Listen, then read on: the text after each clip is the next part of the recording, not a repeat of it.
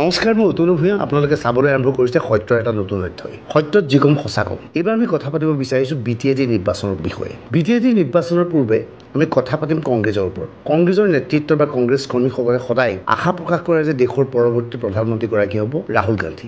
ৰাহুল গান্ধীয়ে যেতিয়াই কিবা এটা বিষয় লৈ চিঞৰ বাখৰ কৰে, লগে লগে কংগ্ৰেছ কৰ্মীসকল উৎসাহিত হৈ পৰে। শেহতীয়াভাৱে ৰাহুল গান্ধীয়ে ভোটাৰ তালিকাৰ বিসংগতিক লৈ চিঞৰ বাখৰ কৰিলে, লগে লগে সামাজিক মাধ্যমত কংগ্ৰেছৰ শুভাকাংক্ষীসকল উৎফুল্লিত হৈ পৰিলে। ইতিমধ্যে কংগ্ৰেছৰ শুভাকাংক্ষীসকলে দাবী কৰিছে দেশৰ পৰৱৰ্তী প্ৰধানমন্ত্ৰী হ'ব ৰাহুল গান্ধী। অৱশ্যে যোৱা এটা দশক ধৰি কংগ্ৰেছ কৰ্মীসকলে নিৰ্বাচনৰ প্ৰাক মুহূৰ্তত এনেধৰণৰ কথা কৈয়ে থাকে। কিন্তু দেশৰ সাধাৰণ নিৰ্বাচনলৈ এতিয়া বহুদিন বাকী আছে। গতিকে ৰাহুল গান্ধীৰ প্ৰসংগ এতিয়া বাদ দি এইবাৰ আহোঁ গৌৰৱ গগৈৰ প্ৰসংগ। প্ৰদেশ কংগ্ৰেছৰ সভাপতিৰ দায়িত্ব গৌৰৱ গগৈ লোৱাৰ পিছত কংগ্ৰেছ কৰ্মীসকল উৎসাহিত হৈ পৰিছিল। ইতিমধ্যে সামাজিক মাধ্যমত গৌৰৱ গগৈ পৰৱৰ্তী মুখ্যমন্ত্ৰী হ'ব নেকি বুলি বিভিন্নজনে প্ৰশ্ন কৰিছে। সামাজিক মাধ্যমত দেখা গৈছে বিভিন্নজনে কুইজ কৰিছে যে মুখ্যমন্ত্ৰী হিচাপে আপুনি কাক পচন্দ কৰে, হিমন্ত বিশ্ব শৰ্মা নে গৌৰৱ গগৈ। অৰ্থাৎ গৌৰৱ গগৈ মুখ্যমন্ত্ৰী বুলি ইতিমধ্যে কংগ্ৰেছৰ একাংশ কৰ্মীয়ে ধাৰণা কৰিছে যে পৰৱৰ্তী মুখ্যমন্ত্ৰী হ'ব গৌৰৱ গগৈ। কিন্তু গৌৰৱ গগৈ মুখ্যমন্ত্ৰী হোৱাৰ পূৰ্বে ৰাজ্যখনৰ BTAD নিৰ্বাচন অনুষ্ঠিত হ'ব। বহুতে কয় যে বিহাৰৰ নিৰ্বাচনৰ ফলাফলৰ ওপৰত নিৰ্ভৰ কৰিব অসমৰ নিৰ্বাচনৰ পৰিস্থিতি। কিন্তু বাস্তৱ সত্যটো হ'ল যে BTAD নিৰ্বাচনৰ ফলাফলৰ লগত আচলতে অসমৰ নিৰ্বাচনৰ ফলাফলৰ কিছু পৰিমাণৰ নিৰ্ভৰ কৰিব। BTAD মুঠ আসনৰ সংখ্যা 40খন। এইবাৰ গৌৰৱ গগৈ BTAD নিৰ্বাচনক প্ৰত্যাহ্বান হিচাপে লৈছে।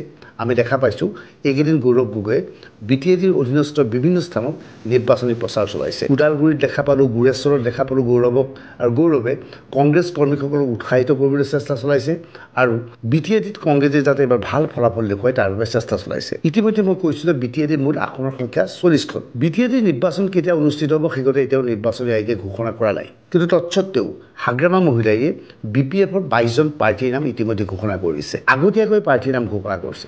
আচলতে এয়া আছিল হাগ্ৰামা মহিলাৰ কৌশল। হাগ্ৰামা মহিলাই কোনো ক্ষেত্ৰতে বিজেপি বা UPPLৰ সৈতে মিত্ৰতা কৰিব বিচাৰে। UPPL আৰু বিজেপিয়ে মিলি পূৰ্বে চৰকাৰ গঠন কৰিছিল বা BTAD গঠন কৰিছিল। কিন্তু এইবাৰ নিৰ্বাচনত বিজেপি অকলে খেলিছে, UPPL অকলে খেলিছে, BPF অকলে খেলিছে। এনে অৱস্থাত UPPL যথেষ্ট বিপদত পৰিছে। UPPLৰ বিৰুদ্ধে ইতিমধ্যে প্ৰতিষ্ঠান বিৰোধী ঢৌ আছিল।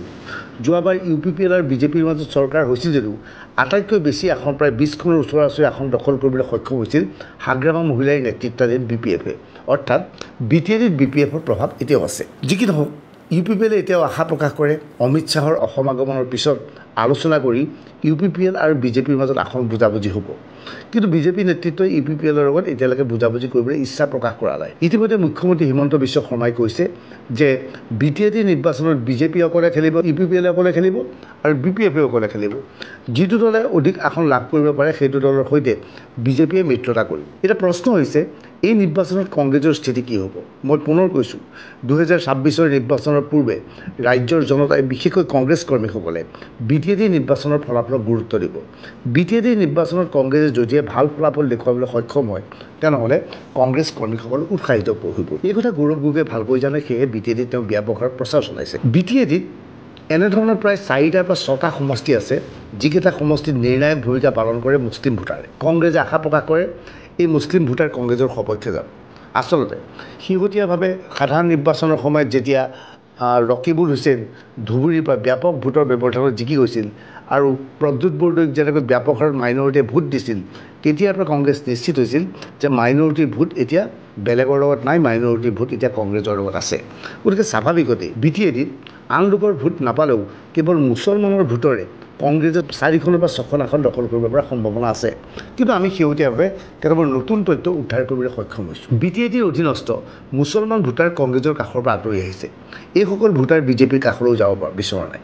এইসকল ভোটাৰ পূৰ্বে হাগ্ৰামা মহিলাৰ লগত আছিল। হাগ্ৰামা মহিলাই যেতিয়া চৰকাৰ চলাই আছিল, BTAD চলাই আছিল দীৰ্ঘ সময় ধৰি, সেইখিনি সময়ত মুছলমান জনসাধাৰণক হাগ্ৰামা মহিলাইয়ে যথেষ্ট নিৰাপত্তা দিবলৈ সক্ষম হৈছিল। আৰু UPPLৰ কাৰ্যকালত এই মুছলমানসকলে নিৰাপত্তাহীনতাত ভোগা নাই যদিও প্ৰমোদ বড়োক তেওঁলোকে অধিক বিশ্বাসত ল'ব পৰা নাই। BTADৰ ভিতৰুৱা খবৰ মতে এই মুছলমান ভোটাৰ এতিয়া আগবাঢ়িছে BPFৰ সমৰ্থনত, যাৰ পৰিণতিত কংগ্ৰেছ বিপদত পৰিছে। আজি গৌৰৱ গগৈ পৰৱৰ্তী মুখ্যমন্ত্ৰী হ'ব বুলি কংগ্ৰেছ কৰ্মীসকলে আশা প্ৰকাশ কৰি থকাৰ খবৰ আহিছে যে BTAD নিৰ্বাচনত কংগ্ৰেছে এখনো আসন নোপোৱাটো আচৰিত কথা নহয়। তথাপিও আশা কৰা হৈছে কংগ্ৰেছে কমেও 2খন আসন পাব। এই 2খন আসনতেই মুছলমান ভোটাৰৰ সংখ্যাগৰিষ্ঠতা আছে।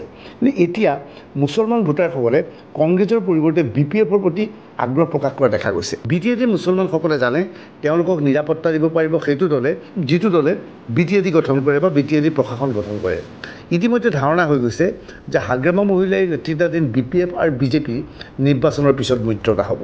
খবৰ অনুসৰি হাগ্ৰামা মহিলাৰ দলটোৱে 17 পৰা 20খন আসন এতিয়াও পোৱাৰ সম্ভাৱনা আছে। BJPয়ে দাবী কৰিছে তেওঁলোকে 12খন আসন তেওঁলোকে লাভ কৰিবলৈ সক্ষম হ'ব, কিন্তু মই নাভাবোঁ 12খন আসন পোৱাটো সম্ভৱপৰ। যদিহে 12খন আসন BJP অকলে লাভ কৰিবলৈ সক্ষম হয় তেনেহ'লে ইয়াৰ বাবে আমি BJPক ধন্যবাদ দিবই লাগিব, সেয়া বহু সময় আছে। কিন্তু তৎসত্ত্বেও BJP 10খন আসনৰ ভিতৰত সীমাবদ্ধ থকাৰ সম্ভাৱনা আছে। হয়তো এখন বাঢ়িব পাৰে, 2খন বাঢ়িব পাৰে, হয়তো এখন 2খন কমিব পাৰে। কিন্তু BPFও তেনেকৈ 20খন আশা প্ৰকাশ কৰিছে যদিও বহুতে ক'ব বিচাৰে যে 17খন বা 18খন আসনত তেওঁলোক সীমাবদ্ধ থাকিব। অৰ্থাৎ এই ফলাফলৰ অন্তত 1 নম্বৰ দল হৈ থাকিব BPF। এনে অৱস্থাত BPF আৰু BJPৰ মাজত মিত্ৰতা হৈ চৰকাৰ হ'ব। UPPLক দলত ৰাখিবলৈ নাই, সেই চৰকাৰ ৰাখিবলৈ নাই, সেয়া প্ৰশ্নৰ বিষয়। কিন্তু হাগ্ৰামা মহিলাই কোনো ক্ষেত্ৰতে UPPLক লগত ল'ব নিবিচাৰিব। আৰু UPPLও ভালকৈ জানে হাগ্ৰামা মহিলাই লগ লাগি প্ৰশাসন গঠন কৰিলে তেওঁলোক অদূৰ ভৱিষ্যতে বিপদত পৰিব। এনে অৱস্থাত BTADত থকা মুছলমান ভোটাৰৰ স্থিতি কি হ'ব? মই পুনৰ কৈছোঁ, BTADত থকা মুছলমান ভোটাৰে কংগ্ৰেছৰ পৰিৱৰ্তে BPFৰ প্ৰতি অধিক আগ্ৰহ প্ৰকাশ কৰিছে। বিগত BTAD নিৰ্বাচনৰ সময়ত দেখা গৈছিল শ্ৰীৰামপুৰৰ এটা সমষ্টিৰ পৰা সজল সিং তেওঁ কংগ্ৰেছৰ প্ৰাৰ্থীৰ পৰা বিজয়ী হৈছিল, কিন্তু পৰৱৰ্তী সময়ত তেওঁ BJPত যোগদান কৰিছিল।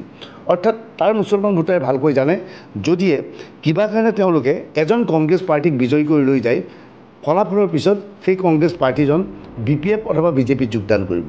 গতিকে BTAD মুছলমানসকলে ভাবিছে কংগ্ৰেছক ভোট দিয়াৰ পৰিৱৰ্তে আমি BPFক ভোট দিয়াটো আমাৰ বাবে জৰুৰী হ'ব, আমাৰ বাবে লাভদায়ক হ'ব। যদি সেয়ে হয় কংগ্ৰেছে BTAD নিৰ্বাচনত এখনো আসন নোপোৱাটো একো আচৰিত নহয়।